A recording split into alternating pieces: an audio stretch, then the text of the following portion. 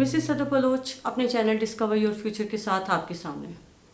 मौजूदा दौर में जिस कदर मसाइल में इजाफा हुआ है, लोगों में मायूसी और नाउमीदी में उतना ही इजाफा हुआ है।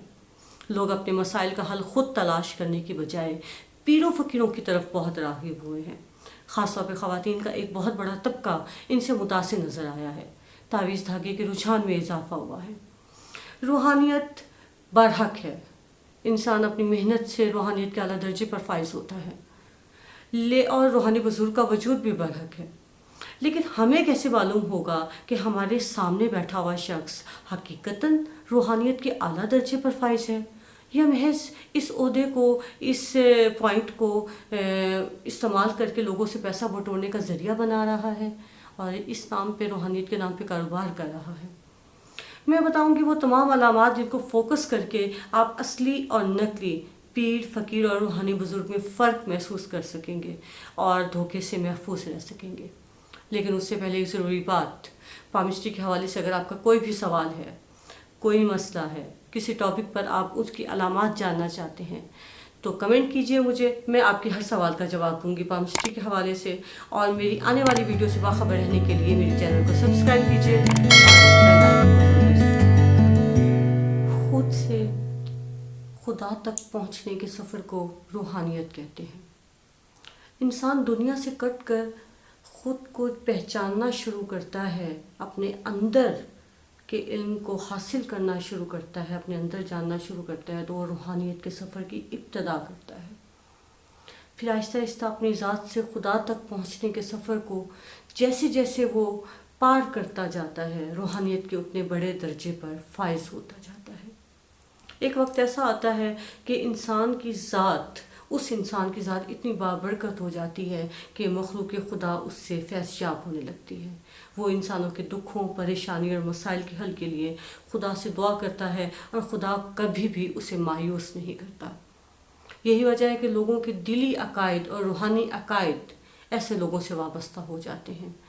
लोग इनसे दिली तौर पे अकीदत रखना शुरू करते हैं और ये हकीकतन रूहानियत के आला दर्जों पे फाइज होते हैं और बेहतरीन रूहानी बुज़ुर्ग के तौर पे सामने आते हैं और बिलाशुबा होते हैं।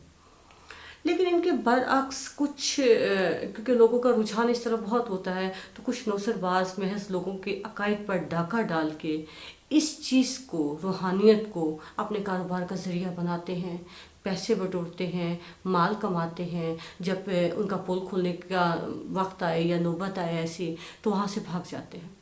आए दिन ऐसे वाक़यात हमारे सामने आते रहते हैं। लेकिन बहरहाल लोगों की एक बड़ी तादाद रूहानी बुज़ुर्गों से फिर भी मुतासिर रहती है। नौसरबाजों के अलावा रूहानियत के मुखालिफ एक और पॉइंट भी है कि जहाँ रूहानी बुज़ुर्ग होते हैं, उनके ऑपोजिट काला जादू करने वाले लोग भी मौजूद हैं, जो ख़ुद को रूहानी बुज़ुर्ग कहकर, पीर फ़कीर कहकर लोगों को लूटते हैं, मगर हकीकत में वो काले जादू के अमलियात के माहिर होते हैं। तो हमें कैसे पता चलेगा कि सामने बैठा हुआ शख्स वाकई रूहानी बुज़ुर्ग है, काले जादू का माहिर है या कोई नौसरबाज है? तो सबसे पहले उसके हाथ को फोकस करें, उसकी हथेली को देखें। एक बात आप अच्छे से ज़हननशी कर लें कि कानून फितरत है कि इंसान की जिल्द का रंग चाहे जितना भी काला क्यों ना हो, इंसान की हथेली, एक नॉर्मल इंसान की हथेली, पाम वाइट कलर की होती है, सफ़ेद रंग की होती है, सुर्ख रंग की होती है, पिंकिश होती है, ऑफ वाइट कलर में होती है, या जो भी है उसमें एक नूरानियत, एक रोशनी का एहसास कायम रहता है, क्योंकि इस हथेली में एक रूहानी इल्म मौजूद है। इससे अल्लाह के नूर से भी तशबीह दी जाती है। हथेली हमेशा रोशन रंग की होगी, खिले हुए रंग की होगी।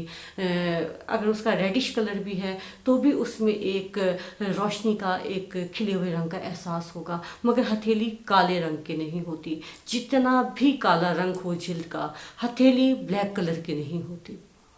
लेकिन जो काला जादू करते हैं उनकी हथेली काले रंग की होती है।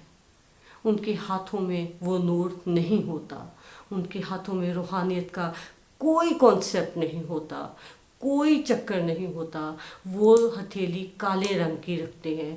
تو یہاں سے آپ کو پتہ چل جائے گا کہ یہ شخص روحانی علم کا ماہر ہے یا کالے جادو کا ماہر ہے۔ جس کی ہتھیلی جتنی زیادہ کالی ہوگی اتنا زیادہ، اور اس کا ہاتھ اس کے جسم کی مناسبت سے آپ کو قدرے چھوٹا اور قدرے موٹا نظر آئے گا۔ ان چیزوں کو ضرور فوکس میں کیجیے گا۔ لیکن ایک روحانی بزرگ اپنے ہاتھ کی ہتھیلی میں ہمیشہ روشنی کا احساس رکھتا ہے۔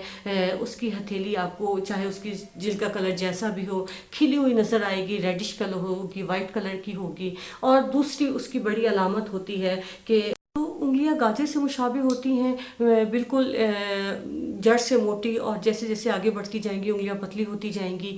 یہ روحانی بزرگوں کی دوسری بڑی علامت ہوتی ہے۔ ان کا ہاتھ قدرے پتلا ہوتا ہے، چھریرا جس کو ہاتھ کہتے ہیں، نرم ہاتھ کہتے ہیں۔ اکثر اوقات آپ کو سخت ہاتھ بھی ملے گا۔ اور اس کی تیسری سب سے بڑی علامت جو آپ کسی بھی روحانیت کے درجے پہ فائز شخص میں دیکھ سکتے ہیں، وہ دل اور دماغ کے درمیان صلیب صوفیہ کی موجودگی ہے۔ یہ تصویر میں آپ کو دکھا رہی ہوں، یہ اوپر کی لائن دل کی ہے، نیچے کی لائن دماغ کی ہے۔ اس کے درمیان جو کراس بنا ہوا ہے، جو کراس کا نشان ہے، یہ صلیب صوفیہ کہلاتا ہے۔ صوفیاؤں کی علامت ہے، روحانیت کی علامت ہے۔ جس کے ہاتھ میں یہ علامت ہوتی ہے وہ نہ صرف روحانیت کے ایک بہتر درجے پہ فائز ہوتے ہیں، بلکہ وہ جتنا بڑا صلیب صوفیہ کا سائز ہوتا ہے اتنے ہی زیادہ لوگ، اتنے ہی زیادہ بڑے عہدے پہ وہ فائز ہوتا ہے، روحانیت کے روحانی علوم سیکھتا ہے۔ وہ چاہے علم نجوم ہے، وہ چاہے پامسٹری ہے، وہ چاہے پیری فقیری کی طرف ہے، وہ جس سے علم کو سیکھنا چاہتا ہے بآسانی سیکھ سکتا ہے۔ صلیب صوفیہ کا نشان اور ہتھیلی کا روشن ہونا یہ دو بڑی علامات میں شامل ہے۔ انگلیوں کی شیپ اس میں معنی رکھتی ہے۔ اگر یہ تین چیزیں کسی بھی شخص میں موجود ہیں تو یقین جانیے کہ آپ کے سامنے بیٹھا ہوا وہ شخص ان علامات کے ساتھ ہے تو یقیناً بہترین روحانی بزرگ اور روحانی عالم ہے۔ والسلام۔